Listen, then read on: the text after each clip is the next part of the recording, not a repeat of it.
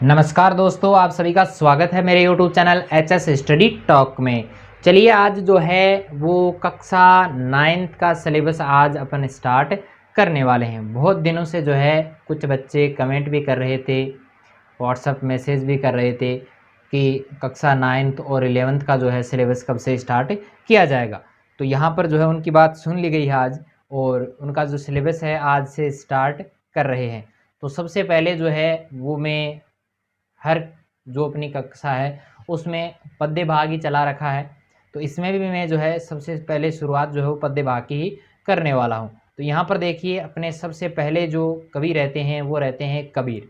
तो कबीर दास का जो है वो अपन यहाँ पर पहले जीवन परिचय पढ़ेंगे, साहित्यिक परिचय पढ़ेंगे, और उसके बाद में जो है इनकी जो साखियाँ हैं उनके बारे में भी अध्ययन करने वाले हैं, यानी सप्रसंग व्याख्याएँ भी यहाँ पर करेंगे। तो सप्रसंग व्याख्याएँ जो है वो यहाँ पर कुछ अलग तरीके से अपन करेंगे, यानी कुछ बच्चों के जो है वो यहाँ पर लिखने में समस्या आती है, मैं बोलता हूँ तो वो लिख नहीं पाते साथ साथ, तो यहाँ पर जो है मैं कुछ अलग तरीके से यहाँ पर उसको लिख के भी दूंगा ताकि उनको परेशानी न हो। समझा दूंगा, समझाने के बाद में उनको लिखित रूप में भी यहाँ पर मिल जाएगा ताकि वो वीडियो को उपयोग करके जो है पूरा का पूरा सप्रसंग व्याख्या लिख सकें।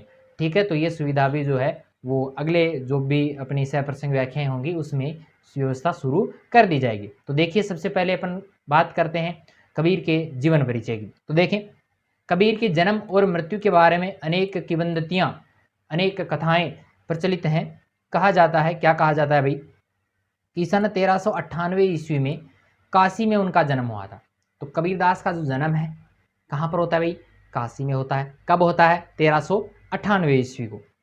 और सन 1518 ईस्वी को के आसपास मगहर एक जगह का नाम है, तो वहाँ पर इनका देहांत हो जाता है।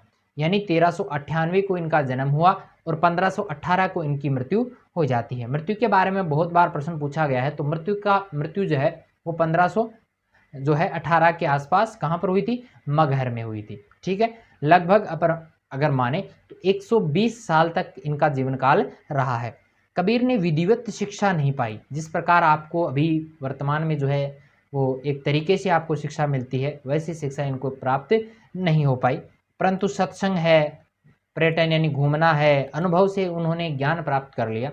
भ्रमण किया, जो भी संत महाराज होते थे उनके पास जाते थे, उनसे भी इन्होंने शिक्षा प्राप्त की, और अपने अनुभव के द्वारा जो ज्ञान प्राप्त किया उसी को इन्होंने संसार को दिया। तो भक्तिकालीन निर्गुण परंपरा, भक्ति काल का समय जो है वो 1000 से लेकर 1300 ईस्वी के आसपास का माना जाता है। तो निर्गुण संत परंपरा के प्रमुख कवि कबीर की रचनाएं मुख्यतः मानी जाती हैं। उनमें से एक ही जो है वो है अपने कबीर ग्रंथावली। तो कबीर ग्रंथावली जो है वो उसी में उनकी सारी रचनाओं को शामिल किया गया है, किंतु कबीर पंथ में उनकी रचनाओं का संग्रह जो है वो बीजक ही प्रमाणिक माना जाता है। कबीर के जो पंथ है, कबीर का जो पंथ है, उनके जो शिष्य हैं उनकी रचनाओं का एक ही संग्रह मानते हैं और उसका नाम है बीजक। तो बीजक के भी कुछ भाग हैं, 3, साखी, शब्द और रमेनी। तो बीजक के भाग कितने भाई, 3 भाग हैं, साखी है, शब्द है और रमेनी है। ये 3 बीजक के भाग माने जाते हैं। तो कुछ रचनाएं गुरु ग्रंथ साहिब में भी शामिल की गई हैं, इनके कुछ जो पद हैं वो गुरु ग्रंथ साहिब में भी हैं, लेकिन सबसे प्रमाणिक जो है वो इनकी मानी जाती है रचना बीजक। बीजक के 3 भाग हैं, साखी, शब्द और रमेनी। कबीर अत्यंत उदार, निर्भय एवं सद्गृहस्थ थे। बिल्कुल उदार स्वभाव के थे, निडर थे और गृहस्थ जीवन जी रहे थे।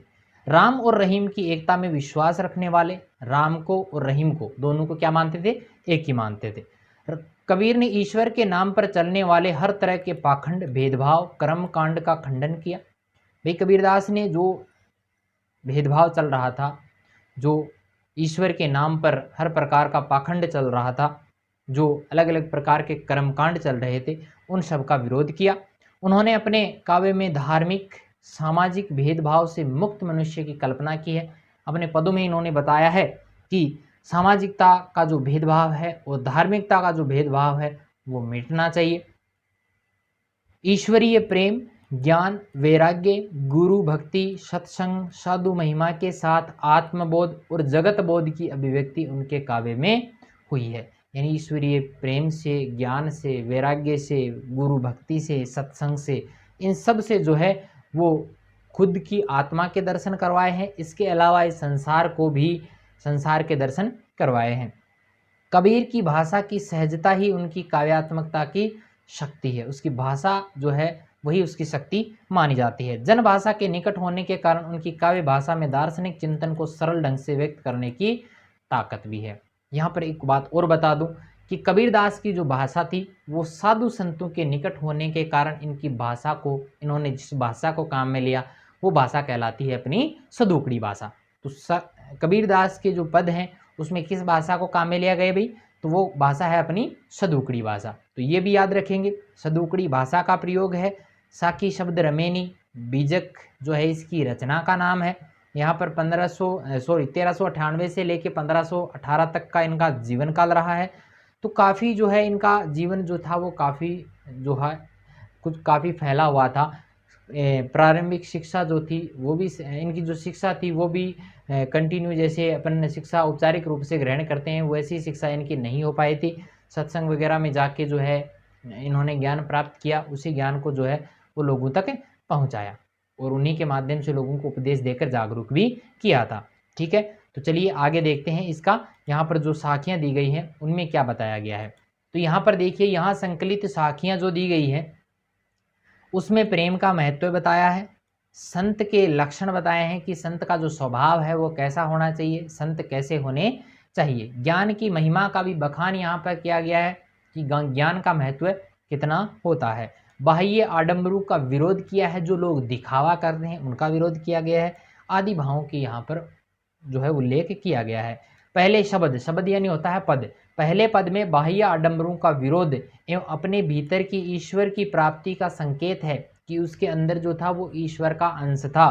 और तो दूसरे पद में ज्ञान की आंधी के रूपक के सहारे ज्ञान के महत्व का वर्णन किया है कि ज्ञान का महत्व कितना है, इस जीवन में जो है वो ज्ञान कितना महत्वपूर्ण है और अज्ञानता रूपी जो अंधकार है उसको दूर करने के लिए ज्ञान कितना महत्वपूर्ण है उसका वर्णन भी यहाँ पर किया गया है। कबीर कहते हैं कि ज्ञान की सहायता से मनुष्य अपनी दुर्बलताओं से मुक्त हो सकता है। मनुष्य में जो कमजोरियां हैं उनसे छुटकारा वो उसको तभी मिल सकता है जब वो उसके अंदर ज्ञान की प्राप्ति हो जाती है।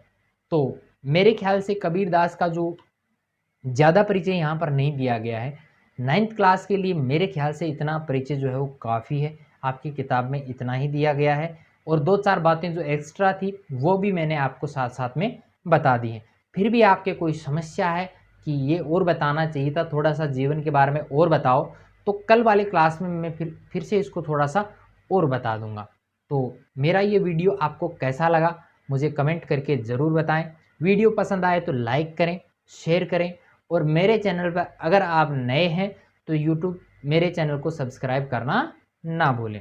तो आज के लिए इतना ही, फिर मिलते हैं कल इसी समय। Thank you.